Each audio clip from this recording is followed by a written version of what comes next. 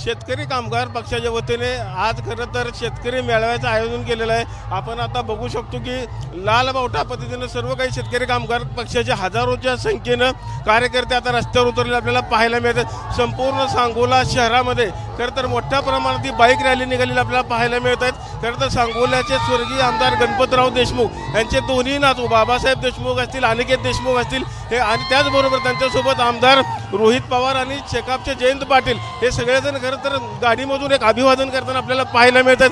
खरं तर मोठ्या प्रमाणामध्ये खरं तर जनसमुदाय तिने आज जमवलेला आहे। एक प्रकारचं आता हे शक्ती प्रदर्शनच म्हणावं लागणार आहे। तर सांगोल्याचे जे शिवसेनेचे आमदार शहाजी बाबू पाटील यांना खरं तर शह देण्याकरताच खरं तर बाईक रॅली आज काढण्यात आलेले। मोठ्या प्रमाणामध्ये खरं तर शेतकरी कामगार पक्ष कार्यकर्ते आज रस्त्यावर उतरले तर थोड्याच वेळामध्ये खरं तर या शेतकरी मेळाव्याचं आयोजन केलेलं आहे। त्यावेळेस देखील बाबासाहेब देशमुख असतील किंवा रोहित पवार काय बोलणार, कशा पद्धतीचं खरं तर या मतदारांना आव्हान केलं जाणार हे मात्र आता पाहावं लागणार आहे। एकंदरीत सांगोल्याहून कॅमेरामन विनोदसह मी रवी लवेकर, TV9 मराठी।